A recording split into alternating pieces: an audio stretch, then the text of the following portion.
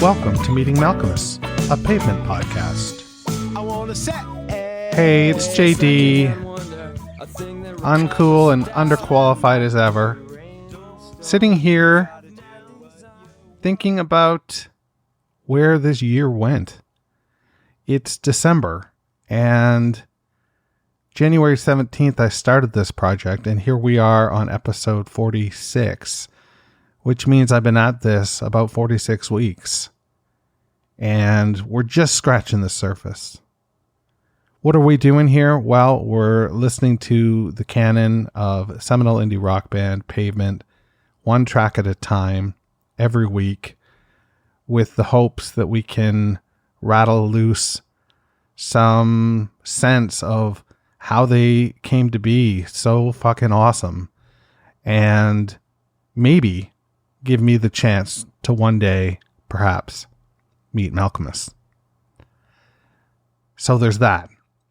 There is a new bonus episode up. It's Nothing Ever Happens Here.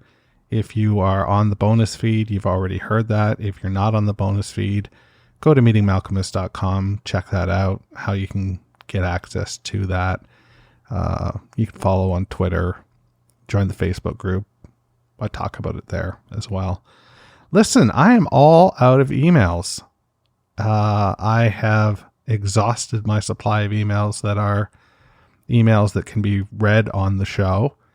I'm looking for your stories. When did you happen upon Pavement? What were the circumstances surrounding that? Was it an older brother or sister that got you into the band? Are you just somebody with impeccable musical taste? Are you a record store chaser? You know, there's a myriad of ways that you could have stumbled into this band, and I want to hear about them. So send me an email at jd@meetingmalcolmus.com, and if it's something that can be read over the podcast, I'll definitely read it. If you just want to send me an email just to say hi as well, that's cool too. I like that. I'm social. So there's that. This week on the pod, we are talking about Unfair. And I think that I will tell you my story with this song. I spent some time living in LA, and I spent some time living in San Francisco. My time living in LA was when I was aspiring to be a writer, comedian, and I moved to Hollywood. I packed up Toronto, moved down to Hollywood to go to the Groundlings. And I did that, and I got to know, the Hollywood area of LA pretty well. I mean, as well as somebody who took the bus and walked everywhere could get to know that space. Anyway, to me, the song Unfair really reminds me of that time spent in LA. I hear the names and places. And when I came home, I made a mixtape, a mix CD, I guess. And I put Unfair on it because it just reminded me of that time and place. And then San Francisco, I spent time in San Francisco working in training and design, like I said. And I, oh my God, you're not going to believe this, actually. I'm going to tell you something that's going to make you want to punch me in the face. And you're right to want to do that. I'm working in Cupertino. I won't tell you the company I'm working for, but you probably get an idea because I'm in Cupertino. And I read online that Pavement is playing a show in Stockton. And Cupertino to Stockton is probably about an hour and a half drive. And there are tickets available. And I ask all my colleagues, all my peers, to come with me to this show. And I've resigned myself to the fact that I'm going to this show. And I end up getting sick that day, not going to work. And I really want to go to the show still, regardless. But I know that I can't do that because everyone will know that I went to the show and I was sick and I had to miss it. And it was a show that Gary came out and fucking played. He joined the band on stage and played a couple songs, and I can't believe that I missed that. I can't believe that I got sick. I can't believe that, like, it hurts me to think about. Now, I already had tickets to see them in New York. That was when they went, they did a bait and switch, really, because they announced that they were playing 4 nights in New York City in Central Park, and I bought tickets and bought them in an aftermarket.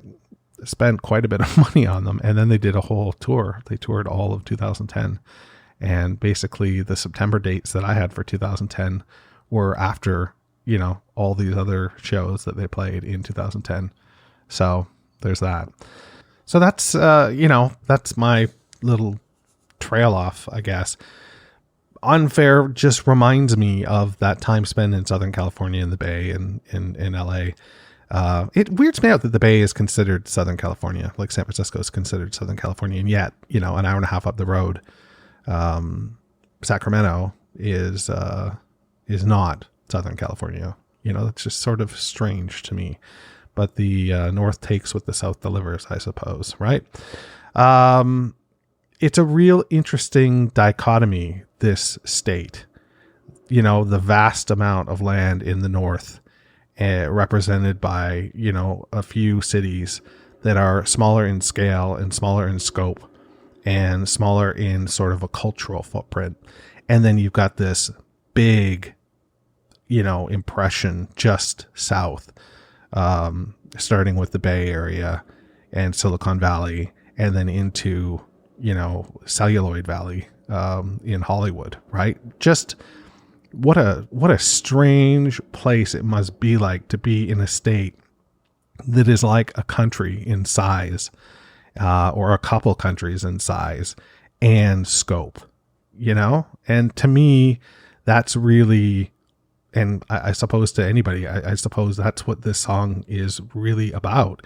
And boy, it just fucking delivers though, doesn't it? The song starts out with a bang, a gusto. Well, let's just fucking listen to it. Let's give it a spin. This is Unfair on Meeting Malcolmus, a Pavement podcast.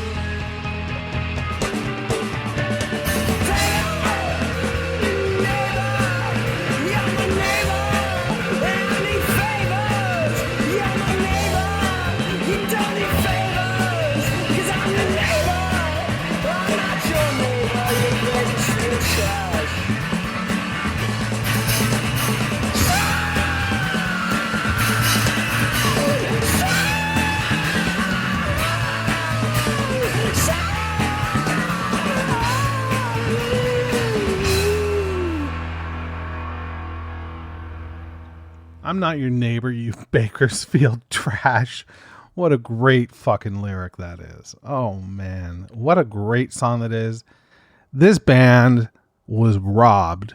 This is a hit fucking song, and I don't understand how it didn't become, a major hit, following, in the footsteps of Cut Your Hair and Gold Sounds. Those are different songs. Those feel like singles. This doesn't feel like a single in the same way, but it feels like a hit. It just feels like a hit. And you know what? We're going to listen to it again. Let's listen to a live version of it. This is Unfair again, a live version on Meeting Malcolmus, a Pavement podcast. I goddamn love this song. 1, 2, 3, 4.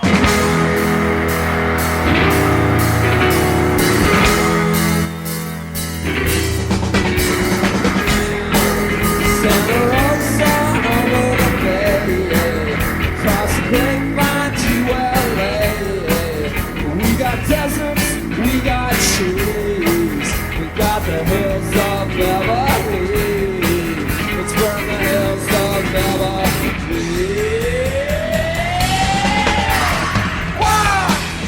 With your credit card in the air, swinging up just like you just don't care. Slow, sick, sucking part of me. Just a slow, sick, sucking part of me. We're sucking, kissing, sour world. To the top of the Shasta Gulch, to the bottom of the Tahoe Lake. Man-made deltas and concrete rivers.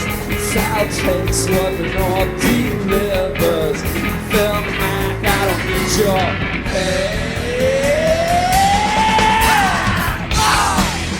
In the foothills on my fire, singing your own, say goodnight. Feel the last psychedelic band. No exacto, no the can. No exacto, no the can.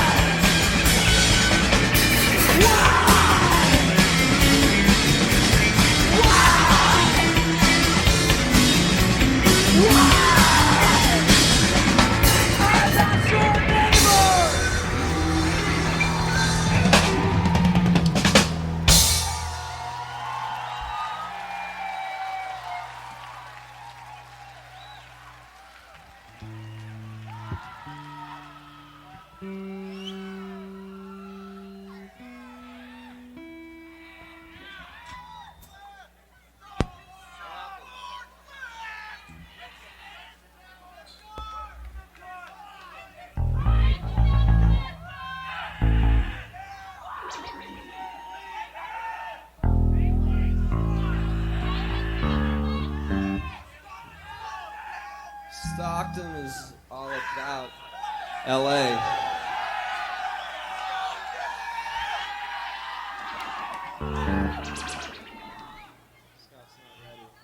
I just had to play the end there because I think that's great. Stockton is all about LA. So, I don't know that LA is all about Stockton. So that tells you a lot of what you need to know when it comes to the song. But let's hear it from the horse's mouth. This is from the Spin magazine.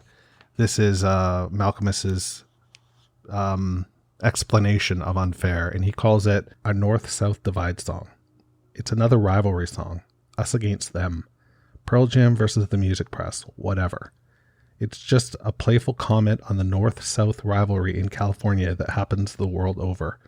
Like in England, you're either a northern git or a southern poof with your fey little proper accent. In California, I still support my northern roots. Isn't that great? That's so good. Oh man. I don't know if you can tell, but this is probably my favorite song on the record. And I hold it fondly, for the memories that it brings me and for the joy that it brings me. It's a raucous, joyous song. It's well played.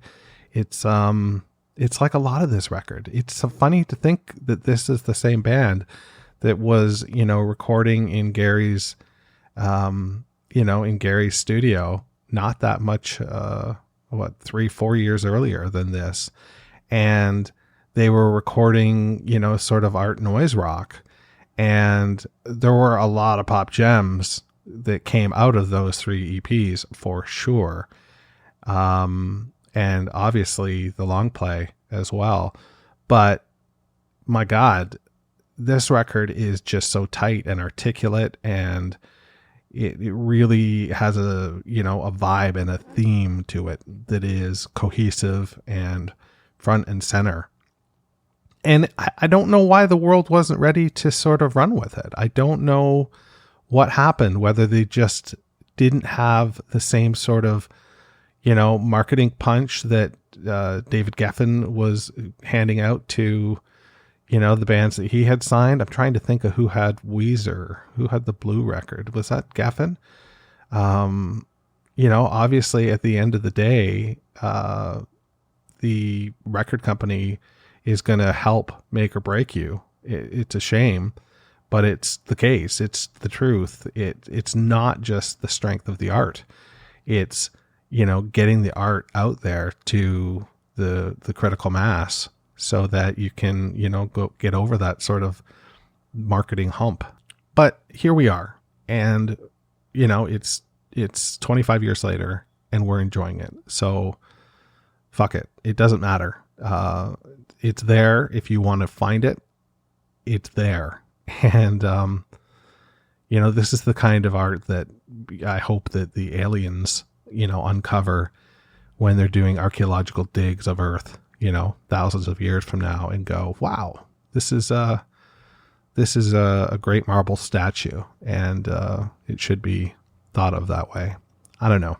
I'm obviously a fan, so what can I say? That's what I got for you this week on the show. Again, send your emails, jd@meetingmalcolmus.com. Rate on iTunes. Apparently that's a big fucking deal, and it would be a real big help if you did that for me. You just go, even if you're not an iTunes person, if you're an Android person, you go on the web and search for Meeting Malcolmus, and it'll come up, and you can, leave 5 stars or leave 2. I don't know. Like, if you don't like this show, I don't know why you're torturing yourself and listening to me. Apparently I'm unintentionally hilarious. Because I'm so dumb, get it? I don't know anything. Hey, I'm not a musicologist. I'm just a fucking guy with a podcast. Well, a microphone. So, what can I say? God, I gotta get a thicker skin. Fuck. Talk to you next week. Peace out. Meeting Malcolmus, a Pavement podcast, is a weekly affair. Connect with JD at jd@meetingmalcolmus.com. Please support the pod by rating, reviewing, or sponsoring us at meetingmalcolmus.com. And hey, I'm social. Follow me on Instagram, Twitter, or Facebook at Meeting Malcolmus.